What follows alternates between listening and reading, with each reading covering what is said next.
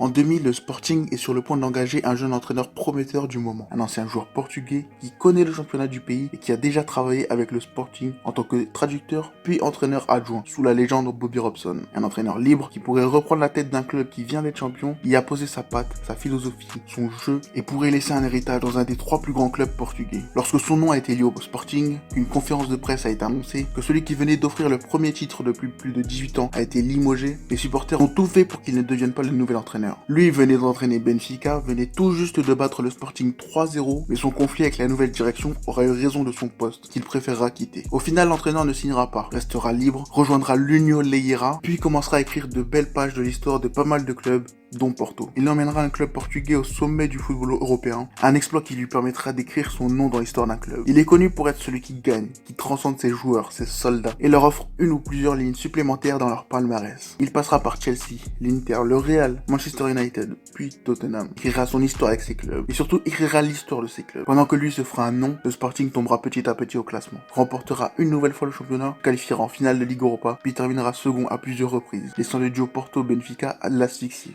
gagnant à tour de rôle le championnat pendant 19 longues années. 19 années pendant lesquelles le club enchaînera les scandales, les problèmes internes et petit à petit s'écartera des objectifs sportifs importants que le club se devait d'atteindre. L'histoire récente du club reflète parfaitement les 19 années. En 2018, le président du club s'attaque verbalement à ses joueurs après une défaite, entraînant ensuite à une foule de déclarations des joueurs dans les médias, une vague de suspensions. Les mauvais résultats qui suivent énervent les supporters, dont certains qui décident d'attaquer en groupe le centre du Sporting. Une attaque qui mènera à de nombreuses résiliations de contrats, dont celui de cadres ou joueurs à forte valeur. Le président est démis de ses fonctions par le conseil d'administration, le club tente de récupérer des fonds de ses joueurs, voit son entraîneur partir et base son jeu essentiellement sur un joueur, Bruno Fernandes. En janvier 2020, le Sporting voit de nombreux clubs s'intéresser à son joueur et tente d'en tirer le maximum possible. Avec un transfert de 55 millions, Bruno devient le second joueur le plus cher de l'histoire du championnat, sans compter les potentielles clauses pouvant encore faire augmenter le prix du transfert. Tottenham, City et le Real le laissent tomber, laissant Manchester United seul pour conclure. Un transfert qui permet au club de passer un cap, d'intégrer un leader technique et mental, un joueur avec des statistiques affolantes qui permet à United de réaliser une fin de saison canon, et à Bruno Fernandes d'être enfin reconnu à sa juste valeur. De son côté, le Sporting se voit de nouveau doublé par Porto et Benfica, mais aussi par Braga, qui après un début de saison moyen a remplacé son entraîneur par celui des U23 et a connu une belle ascension.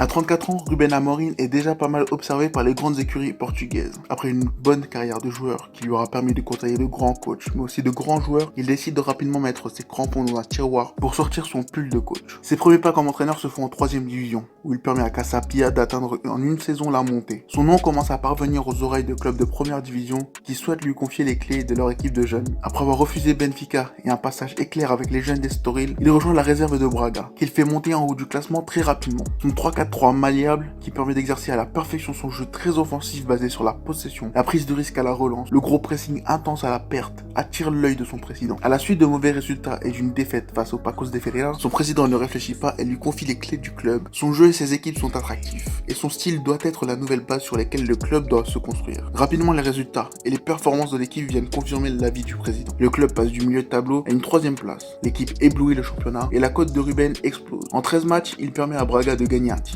Prise pas mal de séries de défaites, permet de révéler certains joueurs, dont Francisco Trincao, futur joueur de Barcelone. Il est la nouvelle pépite du football portugais, comme ont pu l'être de nombreux entraîneurs avant lui, dont Mourinho. Tout ça, Frederico Varandas le sait. En tant qu'ancien médecin, il sait aussi l'impact qu'aura le Covid sur la société, sur les revenus que générera le club durant cette crise. Il se retrouve face à un choix. Un choix difficile qui pourrait mener le club à de plus gros problèmes financiers, mais qui pourrait aussi sauver le club. Varandas sort donc son meilleur tapis et dépose 10 millions d'euros sur la table afin de payer la clause de Ruben Amorim. Son départ n'était pas prévu. Le club voulait le garder, mais n'était pas contre un départ si la clause était respectée, chose que le Sporting a fait. En quittant Braga, Ruben connaît son 3e club de la saison, son 3e effectif, et devient l'ennemi d'un club où il a joué la plupart de sa carrière en joueur, chose que les supporters du Sporting ont eu du mal à accepter. Mais très vite, le football est revenu dans le stade Alvalade, tout comme les bons résultats. Pour sa première demi-saison, le club finit 4e, tout en battant le futur champion dans le sprint final. En mélangeant des joueurs d'expérience, des joueurs souhaitant prouver leur valeur et des jeunes du centre de formation à nouveau mis en valeur par l'entraîneur, le club réussit à allier beau jeu et résultats. Cet été, le club s'est renforcé, a intégré de nouveaux jeunes, a intégré le système Amorim à tous les étages, a réussi quelques bocaux sur le marché qui lui permet cette saison d'être leader de la ligue. Tandis que Benfica et Porto jouent l'Europe, le Sporting a le champ libre pour s'imposer cette saison, avec Braga derrière pour garder les joueurs concentrés. Meilleure défense du championnat et même d'Europe, avec une série de 22 matchs sans défaite, soit un record d'invincibilité et 10 points d'avance sur le second du championnat. En bref, le pari était risqué. Mais Varandas l'a tenté, et c'est lui qui ramasse la mise. Tout semble en ordre pour que le Sporting sécurise sa nouvelle tête d'affiche suite à sa prolongation. Le défi s'annonçait compliqué. Le club n'a pas gagné la Ligue depuis 19 ans, a connu une vingtaine d'entraîneurs en 10 ans, 5 sur les 3 dernières années. L'effectif a été décimé, les joueurs auraient pu rejeter son système, mais le mariage a finalement rapidement pris forme. Les problèmes de diplôme qu'il a connus semblent avoir été réglés.